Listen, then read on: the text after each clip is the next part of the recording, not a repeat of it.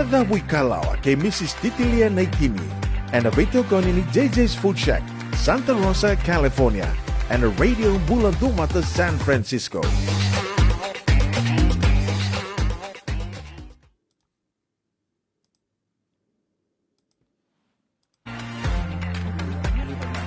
The Wikalawa kay Mrs. Titilia Naikini and a video ni JJ's Food Shack, Santa Rosa, California, and a radio Bulan Dumata, San Francisco.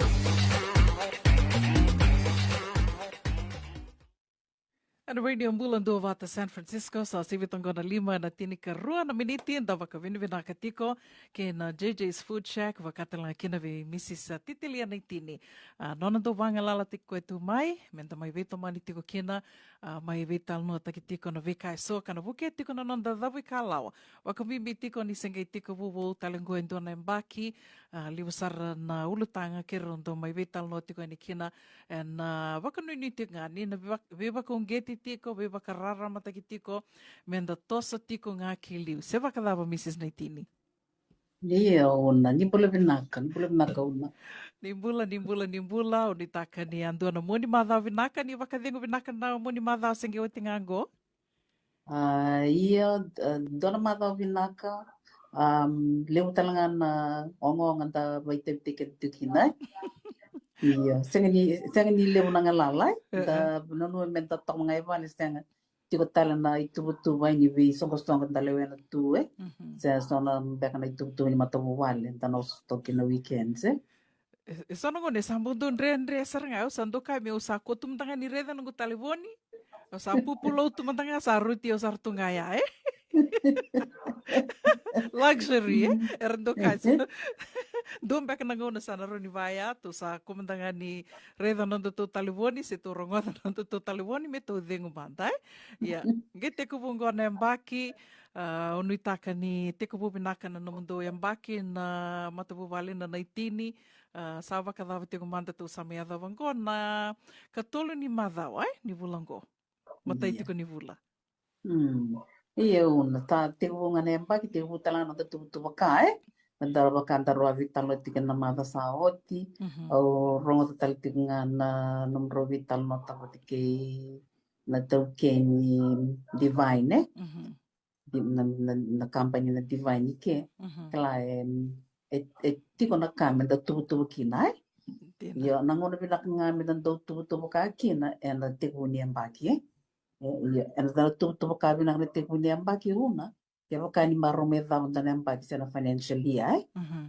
kenda na rani sandan me sarangay kya at the end of the year meda tawle meda kumuna watay na itukutuk kevin ni kain da talala tumekin na rausi siyang hindi tiko na lang manyambaki wango ken sa kilay meda sa takaw ng evaluation and tiko nyambaki Dina todo quando vakarita ka o Mr. Peter Lee o kila ni so talaga vikim niyo ni sana kila Peter Lee do turanga do vakambisi ni sila utaka may biti do tuguno kwa na stock taking wakala the stock taking na ngone daba kinambaki teko nembaki era ni to kila na vanu meto teko bukina daba so tiro ni to na baka bena ka teki kenda to kina ia to sa kila tali tinga kenda to na ito ke to sa may baka tiko tikongo Amerika ni sa lebu tali tinga na to matabu valer sangwali tiko mai rangwali tiko mai na green card lebu sangwali tinga mai na nonra na ngole ka to kila baka lebu ngole tunga mai baka sarvanu ia sangai mai to sangai mai sangai mai bisa ni to batu bai pero ni abakarita tiko mai ando talaga natikina roni dorbital no kina ni ko Iyo, terus medidito kay uno terus na reda toka, sona ndren to sta na monis kenda mito kina. Enda na suli pa kasal tiko virer sangela ko buti mingo, ena bi kamera na ba maro tikir kina. Patala kina bi store si tiko mai vit inda kala so sandong gir to mai e vada na daka me kir ya santana ya sara santana suli ni kina na bakasala vera na be kamera mai merba maro kina ni rola ko mai kwa au na ko ikutuli tikla libro la tunga mai ra ikutulong gore libro la tunga mer la tunga menor la wangan de la me pangan de salam me ke sanga me bisawe iya nangono ko klien don me sabi sa um betiken sa kila amerika na puno tak vakai Ne nindo sala tiko me ngante sa tiko na mutu wa nyo na mai tiko me da kanaka. Yo mo sana boro teki ko tiko mai. Matai na takataka there's no guarantee o kel ngami ko matak sa takataka. Babonga ke baka sa tu wana ratang me berne la mai. Dina. Sa takabaratang manum planning sa tukun ratang me biso na nom connection sike. Boy una bela kain mo le takataka. Klan singa kaun er mit pinai. Iya, yang ono kau kaitin kina the importance of planning ang katutu baka. Kaya lang may ngande mo tanga sa no mo na may tanga tul na bula. Masa ti ko may na no mo itu ba? Dina. Dina todo kando na nunggu tokani kiro vital no sarti nga nambogi sa wala tiko mo ko sa tuno ko sa o sa nunggu sa sangat tiko me ulakani ya go kiro sa vida na mbaki o santo tuko na tiko wai ko malako mai sa sanga malako mai balatenin de kilato na itu ba kinimbula me viti sa takibe anga tu na isauni daka ko ya o santo wakongi tiko elak matanga mai me vida nga na bulan ke listale. Ya, go sange tu kono mo ko ya sange bakan di takango ni santo dono ngami ona la komanteani. Ya. O tia sange ndona kanu go marang paleta nungi tokani go baka kiro sabe bole katitu elila sa kiro sang so tini be bole kat kena tadingo. O nungi tokani go baka mi kiro sabe tadini tu na ni robe bole kati ko ya usa dona kana nungu maro taka ni satu kono mainin sa sanga sa gai pakaraungo ko me sana ke lakon dina mai kanga usangi tu kono boa mai na vi ka ke deu tu kono ki waru taka me ngo usangi tu no boa ker mo sanga mi ko torra mai no mun driver na no mu leseni nin driver ni berra ni ngole mai na vida na bulango ndoro baba tiko kinango that's enough time me ko ni lako but then you kila sa around ni na kila to kana driver ya me nakabsrenga me rao na nona leseni ni berni lako mai ando na ka kau bakan dina taka ni bebu ke baka lebu bakan bimbi ke baka itunga ni tubu menda lako mai da me daka nga da listale e na bebu ke baka lebu ke baka ni sandre barau toka mai enduang na ka mai na vida toka na ka kiro na vital no kina nikua but that's really important karawa ni dakava ni se tiko ra mai viti Iya. Iya una kwango rento na endon back na requirement weekend tapi kan sana tiko tiko ngoe esteng ni tiko na Amerika ya endon ka mena tiko ravi ko na kila merani bukeiko ena no mai taka taka bala teli una taka taka weekend ni na orang tiko mai o taka ba kaya wa e pe ya una no experience no la ko mai sa tuntik mo la ko mai erna taka taka ke ora kila yo sindon re mai biti matenga ni ka tiko ni ba usanga mai no mulisen bate sim do tv ki ana main rebe tegi ko abu ki ana kasat ko nyali biya bira no ko colleagues ro tiki sar lumai ka usanga ka ba ana ngono san no kilo mai tiko yo bina ka uno sen do la ko mai le style no do la ko mai ya o do mai scout I do my scouting usando pare da rato na da tiki ya usela to ngame bata ka o sin me da ka ki yo no ngono sanga la me ki ne da ka sat ko biyo ya da ka barang me no mlesin so I had to do my license la ko mai e we wo ke ka sen we kem ni no matik mo ni me da ka ke ona en bon ka restaurant no mo livin mo te ni kin bat mo ko ni belo ke kiting bat California na bo no e bi wa ki e bon mo le we au do ba sam tak ti ko ni sem bernin re bona no do bon do basi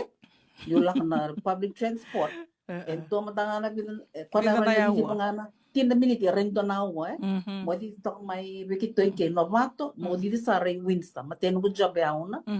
ida que aya we so ba corona basi iya sa que asar nga usaba buli dia lesta libiti le ka manong leseni mo rin lesu mai main driver so that's one muna na no mo driver mo klaro tak menan driver iya dapat talento na kaya daran no mandaran ni baka sal kin virna non ta Rabo ting merna may takataka mai daka endo na ka bimbital ngango na bank account iya na bank account baleta ni kila otia mona ni sana ni kona somi o somi mai na cash kama te ka somi mai na labaganga itu tu yando na gonongo itu tu yando na pononi daka mera na solia tu me ko na labaganga ba ai So esa rara ngavira na cheke, na soliani na cheke, ona somiani na cheke, se ona somiani ni sana na bank transfer, na vakotanga ni razel nga, wakanga na empai sabi, kim dona tiko mi viti, sana vatiko e ana kena ena rau ni na vakotava ya nei labo, baleta, ke waka so na numa laka mai, yo kunin dolavan dona no bank account kai mandai, kunin dolavan dona no bank account, ya o tiao sali daka so ravati kongo sana solimai na cheke, yo o koe sana ngi vola na cheke voa talindua. Sana ngi sulio koe na daka sulio koe na ea dhai koe ka sa rovi wakandonu i taka, me soli be mbosa ni daka me na vola mai mbosa ni daka na cheke ki voa ka sa wakandonu e yani, yo o te ani kona lako na likuta na cheke matai ke wakai na li cash taka koe, e nandoni lawi kona so matali kinai, doni lawi kona so matali kina ka vida u rongoda ni mai wakadada wewe kani saranga o ya, balata ni koe ka kauta sa volei mai buana cheke, me liwi so taka na cheke ngai mai solia nei lavo, so na ngona e ratoro i rando nei lavo, kela? Me so min baka ni nonra ni kena volei mai vira na cheke, si so na nonra lako na li cash taka na cheke, e tiko talenga nei lavo e na so mi kia. Ia o tia, gai lako na ngone lako ki na ngone solia ni kina vei ko nei lavo na keo misau, e sana senga ni tau dhoko me waka iko a tuvo tume kina se na keo misau iko ki lai, but that's just the way it is, eh? Ia, na roni na mai waka vulenga. Ia una vina ka ngori ni torbi tala tangna tiki na ngori, domnar ka mono ose, ki lavi kenda tono ngoni viti, ko tosan dewa ra mai tai tosa la mai ke esta no mo tu tiko ve ko dono de to kan dono kan ni ko la mai ngon mai bangar ta ka yo kila kona mentality ni spoon fed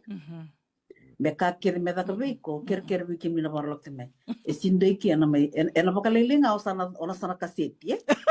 but maybe I'll say it like that. But it's another. But let's talk. Kenda keve kia una kenda saliu mai. Kenda mai zaka te ken. It's not an easy life, eh?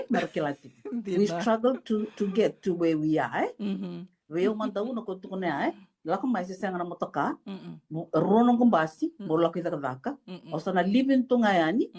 But inu sanga na motoka. Osana gaile sumai vale na mo ni mazawa. Vai ai e songo na deve querer raide ni vira na kai vata tu vira no mutoso e sino na le lewa ngai stota le una sana no musarbanga vira veiki storan do sulia mera clara querer rai rasulia seng nangani so mo non rambenisini dentro todo ko Claro, kaya me dawuli tiko na ngoni bite. Saba kaya mata tunga weekend na bulan ni bakararabi. Iyo, bakararabi to yan. Siya nga niyo salak may Amerika. Asara na matay ni mindset may tiko weekend na ngoni bite lang may. Lak may kaya, yung may daka-daka teki ko May daka-daka teki ko. Sa tukin na opportunities, iya sangga no mitay bo iko na may daka-daka, mo natakaw no mitay. Kaya wondang bastiko, ada mo niya saan rebo, ada mo niya buliendo na mataka. Yana kami da wuli tiko ke ba kam danga o kerra tiko vindua alu vinaka so mama danga na bensinye baleta ni na moto kaya ai werente o sa tuno tiko California na bono liwe iyo ni na dame na moto ka iko na sinso na so mo tiko to kin moto ka na kena repair na registration renewal na biambaki na smog ka ke na tai volie gendo na Dona kau wakasamtaka no muniko tada ka minguru so man sonim benisini so tiko nga weekenda na wakana nanu o iyo go na vida lima sambulun beka nan dola se basanga bulna sonim benisini go senga ni do wakasamtaka wakani wakarita ka minguru senga walenga ni so minam benisini na motoka na wea entia ke na nona ngauna na ngauna o koe enreiva tiko koe wangalala tiki koe mai me kutiki muni Ya, mendando wakasama takatali nga Kua nga o tuku nea, so weekend waka mendando take advantage, the take advantage wakami ko wakamamanda takatumbeka nga o iyo Kongo e tamata lotu, ortongo matabu wali lotu, that it's okay. Me kono mo bula wakararabi boli vao ya. Kua nga, kenda tamata ke nga, da sasanga teki kenda mai, ninda lako mai, kenda sasanga teki kenda mai. Isianga ni rambeka ni ukaya, isianga ni binaka, it's just not fair. Minta sasa sangat teki kenta keda mike, uge me vara rabita katiko na nondambula boa indua tali. Ko esa sangat teki ko itiku mantanga ko baka teki ko esa tiko talenga na nona itubu-tuba. Ia tu be sobi kenta da na bibu ke itu na yalo ni nonda kawa indina da ndobia bibu kendina. Ko nga ya kero na biba kung geti tikum benga ni nyo kento mantanga bakati kento to meto no bakasama tiko Iya. Iya, untuk yang nanu transport nanu mundrai bandar bitalo tikin na bi kamera baro tikin na ngerlak mai batikin non expectations so nanu sadana kay dorong at mango orto asasin tal tikiawe iya tarong ba binaka what's the reason what is the reason koya bi kem ni na baro lak tikin mai mudi kilabi na kay binabuno ni na may toka kina binabuno ni na may toka kina ni sa sangat tikim ni sarong ni takafak o ya nangono sa decide tikin mo may takafak ke Nyo santo lang matamelyo kami nung scouting nangulak may bakatakakan ko tumibig nangono salak may kinumay takatakaon may panggaral katako o kailan nga may ele usalak wa mo kinagir sangir wa bo kaya amber nyo ko kami San Francisco sangir wa bo kibiro no ko bikile sa tukon may o sa tunggoy ele o salak may oy bertarungan niya tabulis style o kaya siyang o salak may kung may panggaral kataka any jobs salak sarangay nakira kataka Koy antalak ngamay hindi sa tabaru tekan mina taktak antalak ngamay taktak sana pakarutu pakarutu na taktak sandang kay redo di na kunti bikay ya nakakirwa antana redo toka but kena corona obey na ID na ID o kelas sabi sombe kana kana ngunong ko sana raro sarembe ko bikin tono tinggoy San Francisco iya California nando no ID bikin ni Sunray varauti ko mai o kla ko kaya la timbang nangono naroni pakata chicken no lesin ni bitie Kaya nga bimbing ano kin mustanga no ID o kelas aba kararo tektan nga nangonongo no mustanga no nando no driver's license ke di California so you can get that no ID no driver's license kaya kasi ang tanga niya no driver's license you can get an ID may DMV na una ko karon na patukon to kani kinong na ID plata na bibu kino no mulistanga minto no bank account keno bi kataloso Iya, dorang ID nararokina nanong bank account. Kaya ko tuntingori na klames ko na check so iko na biya wala bintua. Kala kaya ka nanong dorbitan lo tingon darita. Ngoda ka mga like do it for a while until ko saran ni takawara nanong blata mora ni di nga kay otherwise you become a burden to that other person. Ana kam da kilati sinro nya na bakara rabitik nga baka talaki na una beso ko sardola kami totol nga no la kami sa tibo bako ila sa raibit dina sa yeah so bako ila mo balata ni randi na utang men roda bondo that's one so okay good keep sending money so miraya ni na nung dina sago ta kata teki ko no no muti ko ike o sandola la beso bako ke na ila wibit sanga mesang to na kay tubira ya talando na ka menda kilatiko Yo tiko ike o sabe meti ko so mina no mo transport ono so meti ko no tiko kina ona kano na vai sulu ngai beso tunin raki ona puna kata na sulu bat sulu kata-kata na ngono pango na ngono dilio kakita mem na paro tangana na no tiko na bono libungo Amerika se vai weekend to na California na ilawa metori ko no metike sangai tiko no milawo mono randi barko tiko ye Dina. Pati so da indagi vital novango sa ko sarangaya. Viso minga sa ko ke saranga ni labu viti sarangay mai tu merangay wara katalitu na next paycheck koya baka so nanguna usanga nindo understand takarawa. Yeah, it comes to planning it all goes down to planning merakilati ko may so el weekend though I think they give a wrong picture to where na matapo wala may bitie saran mo sana ni tabako ilaw tu kan sa ti ko binaki ki ko eda kata ko sen ko eda kata ko re na rani daw timbangan na couch na pala tikina no ti ko nampat tempatan ala ko mata ka me kon tompas ke ka sa ni drebo tiko ko ya ni bambi bilin sanga may taw yawo Ni sa kemito ya. Ko ya mentana merna wa sebi na katoko ira. O ke na sa mai tu ke na ilavo me na rutu ke wat ke na ilavo me kauibiti. Ya mo iko talanga ndo tu ke ndo talanga ka na bakandre takati no tabaka muli ke anda menta like savings tiko no expenditure no mila mena mona bulu kene besinga me tu talava tik no savings dentro no ngona en sena dono ngona balabona senga bakini dono mutaka en sa no ritori tiko na ilavo o sa marroiti yeah bila na tips una ndara ni USD when it comes to why you need a bank account what kena nomo vinda no milavo ma plantaka what goes to Fiji what is here for expenses what kena nomo savings Dina toda koe. Vida na kakero sa me veo si takatiko ningo matai go en dua sarangana kai rauni ni da kabara mai ke ka ni semberni lako mai o yana nomni lako ni le vulin reba da karauna le seni. Ke baka mandanga e senga ni rawa na le seni me baka ni so lewu tali tok nga ninge sa sanga tiko mo ni lako mai vulin reba tu mandanga bate lewu rasa baka moto kama ibiti lewu na weka ke rauni sanga mandanga mo kilara to kanan reba yado nga me kena ngona to tolon dundu na nomni sa yado ramai daka ta ke mani sara na DMV ke baka endua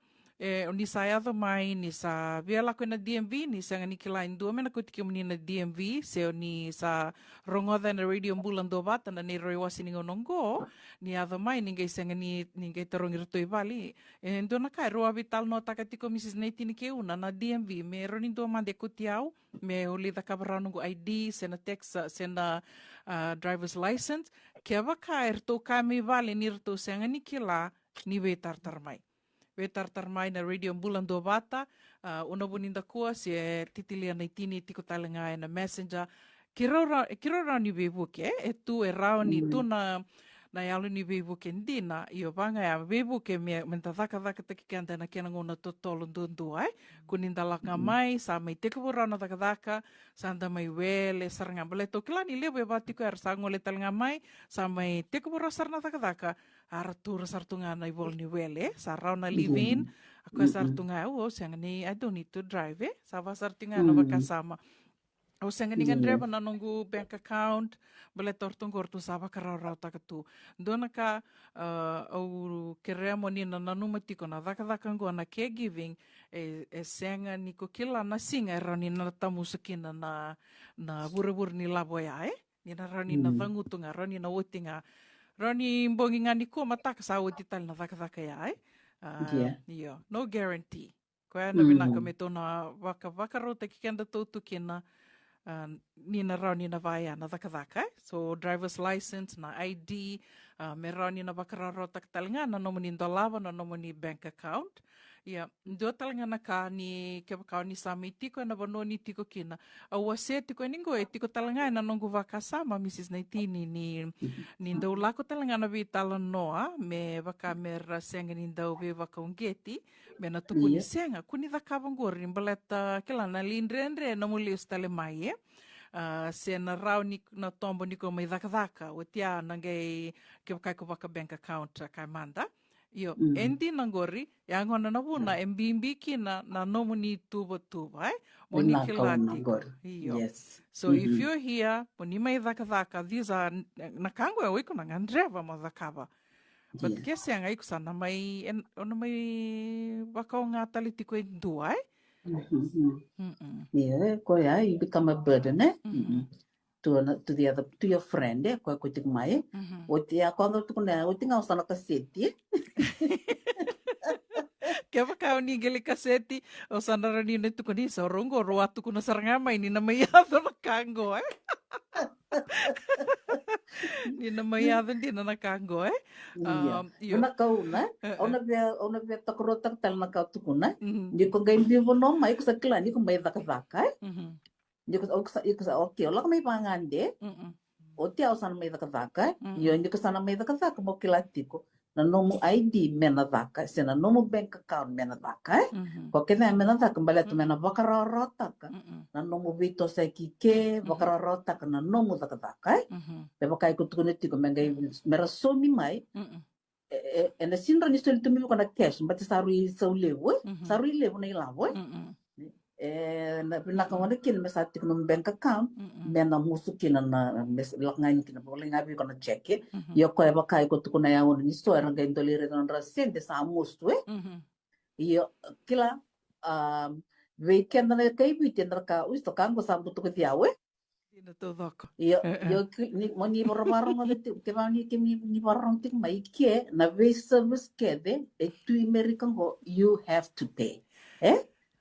o da kamo no mutek sai di so le da kamo no mutek go ona so mai don tamat me da ka ko it's not free Do tu kuna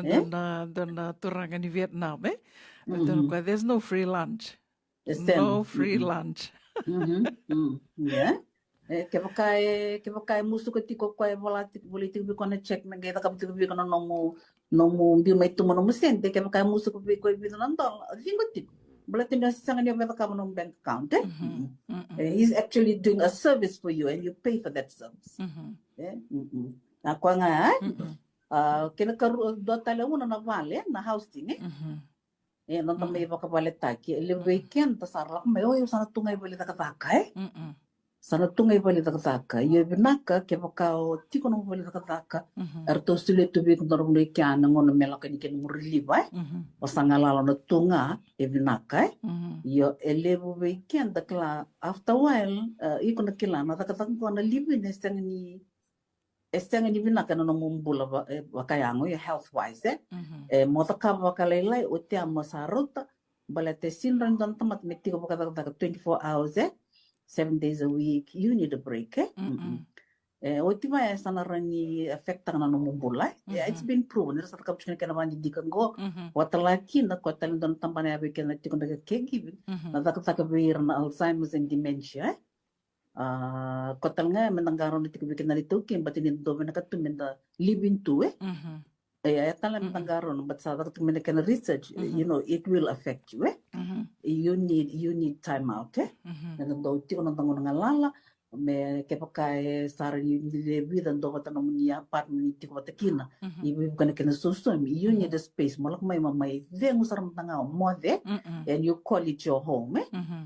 au bakari da pakasarap tang mai so ike au sinke lambe ka indon tani be kanon taw ni rai we una no nyulak mai ke no gure bango justa mai tiko do no levo Disamiti kung tanong puno levo, kung isa we binaka, au na binaka to mo sumiti kung tanong puno tiko kinawe, it can be my rest place. Your own space. I have my space. Sa sinra nyo nang bitaw tunga no nung bali na kasaka pati kina nung bali mo tikina. Kenda sa kilakede. Au sin kilabi ko na biyo matanga lib nung do living to, nangunong mulak may kinibali. Mo de lutsara ba ka kinda dalame ai am I at work or at home sa vai non ta to ni mode but non ta mona sa ta tu o ta ka chuko living on so ya ko ka ngone kin you need space out of your workplace but mo mai vengo na ka kina mo de na kina Dina to doko ni tiko iba no ni taka Italia mandanga ke bakai ko dengu e soer to kon senga go companion sartunga o sihindo na kauda kabatu ia nimbongi sa mode saranga bakandua au nangeyan sartunga na mataka ia desombe ka roni rabaya yo mandanga usaba kantina taka tiko iba no ni taka na nomu gaboka is always on work mode on a sanga ni rau ni mode luto saranga balata na no ba kasama ni tinga kin ina dona ngone na kadibi ko mo buini ngone dona ngone na ya dona lenga tiko ya ena tiko talanga no ba kasama ni ko ndina iko mode tiko yer tu so mi ko tiko mo mode tiko ya na no mo mode tiko ya so mi tiko so of course work mode na vakasama ko ya binaka kina Meo wanga lala tiki ko saranga mai bono ni taka me rani ko lako tani saranga mode binaka wakadhiangu binaka ko ya na bono kiro tuku na tiko ni kinango na binaka ke wakando leo vida ndo soma indona vale rau tu taro aboki me rani ndue bibu kena wangara indona vale ndo me leo vida tiko Ito tali via ni rida sona vanua, sona apartment, sona vale, sara tigo kina ya sara levi da toka, sangi ko sara ngata, ma sa laku tungana daka ngona ngai off ni kina sara laku sara liva dengu va sanga, sanga vinak sara nakakana, o tia sara nge laku, iyo sali tiko butali na daka. E vinaka daka do sosomi, do bakalalai kede nom do soni vale, mai na no mundo lako mundo li moni tiu ngai bono ni daka mbele tawale ngani ni mamangi taka tiko ni lavo. That's okay. No moni dingi ya, yo kanga kiro tuku ni tiko ningo. Over time in laki waka bulenga baleta ni sa waka dina ta kita li tiu mandangango weekend to California. Sa leo vida rabi na mati ngai bono ni daka. E na buna sarangaya. Saya tal ni ronin da kain do tal na kana buna sarngaya baleta ke baka kamanda ni ngole mai ni sa baka dingo mai sa tur mai no ni singa ni baka dingo ni sa ngole mai vale orto sa tiko vale orto le vida na no ni na mai vital nota ke tiko na ka e na viva kongeti mo ni ron la ko le lo re baka buni wai yo mo siti kongo yo la ko le lo rai le ngo na bantali bo ni ngirita e na vai ano de vital no era ni na rau ki na no do to la ko meto le lo rai wakabuni wai, mai na nomu tiko ngai bono ni daka, maroro e tiko ni lavo, na tumbeka na sona wakasama Mrs. Neitini ni hosenga usa tunga bangui bono ni daka, mbata na libu ngani nongu lako, na lilebu na talanoa, na lilebu na kango, I should just stay on my own, bata minakavaki na nongu mbulai, yo, e waka dina takia, nio ira na mai mati tiko ngoi bono ni daka, that's one of the main causes, Yes. They isolate themselves. No man is an island. You need to talk to people. You need an outlet. Tamay dan benta kana bato. Kung kanta takam tumiban, metti ko nomo kami nomo matabu vale. And dan tambe paten da kana da vitala no. And da bidun rubi na sona kain da takawe singin dondon. Singin binaka. You have friends that can correct you. So you need that. We need that family, Sandina ni tiko mbaka na matubo bala may bidike, you'll need that family of friends mo ni mendana biwa si tiko, baleta kaya ni na numatiko daka na caregiving esyan, sin daka iko mana baru tiki kutu mentally, physically, what kay socially, but it's not gonna be no the clients go and boba to kaya no rito, so na so entanang karaba, mentana wakarotiken tikinai. Dina todo ko. Venaka bakalevo ni se matiko mai ke na dawi kalawa ke Mrs. Titilia Neitini, veto ko ni tiko kina na JJ's Food Shack, vida na ulutanga kero sa me vital no tiki na ngoni kua, me baleta tinga na nondo ngole mai, vekyo mani na sa wakaroti kumbeka na itubutuba mo ni lako mai Amerika, koya driver mai, ngole nga mai sa sangata kisar na ID, rawa, ngaro na nomuni meron $1 kina na bank account ya vida na dawi kalawa ronyo ni na may turitiko meron ni na wakararota ka na nomuni ngole mai ni mai daka me baka na itubutuba sa tiko mai rabi na ka na ilavo ni sangay listale dotal nga na ka ubia wasia Mrs. Neitini baka ngo sa tukuna sarangayani be kemani na sando ngole oti mai baleta ni sa vida o rongo adara lako mai sara mai daka vida na bula non mai daka on kamanda ono na bula o tiar sa listale rabaka multiple le sutale gerelisa sang tale merelisu mai sara mai baka listale dona ka keba ka ibati kana mi tuba kuni o tukuna waboki digo na listale mai keba ka listale mai kuni do tukila ni no mo tuba se no do tuba kamata bobale mo na listale mai vakaba nga bakate kiko listale mai if you have to come back do tal na ka no viva ka sal tiki ni kinongo be kemani na via sasanga tiko mai ni baka multiple tiko kuni listale mai na vanua nga ni ambi ni kina dona bono binako ni ngole kinango i Hawaii ni bondo baya ni ngele sasanga daki mai se so lako tali na so tali na state so nga na kai roninda na bibu kitu kina balete ni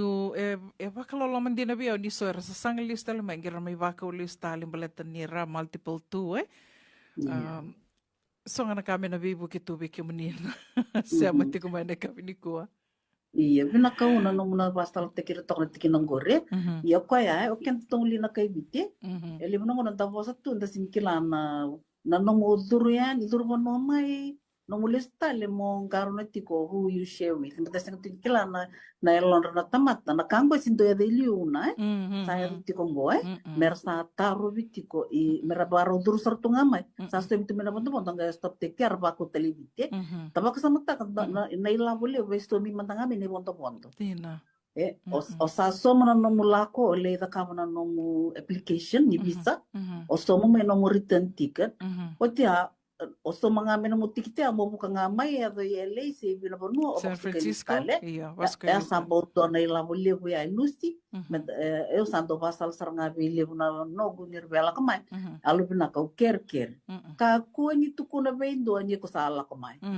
Ko mandanga na tamba. Iya. Satu raw itengo ongai o bitan na wait tamba matanga mare. O kentuli na kuno lelai. O setu ngai o se o kamu tona kain na just bere disu sa kiletal mesu. Dina. O kenda ya na kain tu maybe. Iya, menta sangaro meti kono na davito se kimbaleta na tau. Kala o kenda la kamay go kemo kanta bati go. Rambe ka bati kina go senga. Insan dollar na katu mbi kono mudur no mengo. Boy ko sa dakat teki ko binak sarangay. Eso erla kamay sar may dola mo non bank account sar tak may pagitutika. Sa uti sarangay bilang telebiti. Ya nanong lestal may ya sa mo kataw sar tong aberto no token na customs en roto badurumi ko may sesanga. So hindi ko sala ko matanga may no may tul na mula siya no mula. Weke menina baka matubo politiko klau ker mo sani marui la sarngai if to go back kila at least you have done something so na kausa ta kabarawa yang so na batay no guarantee ko na badur mital meses yang panding binyok sa may takatiko ya nga so na kau no mo sarap ti na bitin ben ko dari tal nga na bibisi ni lawa berto tal nga ti ko na bod sa resa ni aran rapat ko na enda duru no ti mi baba may takatiko ma era tal nga na home okay so ko ya metana bi marito kino kenanito ki matenda na katakede mo ni la ko may raw na kain da sangakin da kala na to na bolo may bite isa nga ni naksali weekend go may raw na vale raw na buli non ramone kanda pa naktukin na matintu libong ko Amerika may raw tukin na nambulay raw tukin na nasasanga binaka pa kalebo Mrs. Naitini o bambota sana rotikan daro to kambe kaya ni ko sindo talambe kana kani via wasea tau ka sarnga una class arna usando so sartun tong we nordo barong to kono program store sana we kangro tigo may biti era sa tom sartonga ena bika erna rani may daka banir na lakmay totoka Penaka vakalebo ke tu sana no muni vakatataro na buku ni beka kirondo mai bewa seitu kan kina ninge vola nga mai be tartar mai be Mrs. Titilia Naitini tiko talanga na messenger una buninda kua messenger se na radio mbulando vata messenger talenga rauni ninge be tartar mai kina situmbe ka sana ulutanga ni na binakata me kirona mai bewa seitu kan kina se sombe kana taro itu ninge volanga mai samai dava tali tigo kiana non de wasininga ona ni dawi kalawa ke bakau ninge tomboka kosamai nambuina ninge sikoba yani na radio mbulando vata YouTube channel na vitala no keve tiko nga na channel ka tiko keve kina na Nairobi tala no na dawi kalawa tiko talanga yani na radio mbulando vata YouTube channel ni subscribe kina ninge waseto kayani dona bibu kelevu ya wakabini binaka tiko kina JJ's Food Shack na nonretu vitokoni karawa ni da mai vese mati tiko kina na nonde wasininga ona ni dawi kalawa na via kavini momenti Nadawi kalawa kay Mrs. Titilia Naitini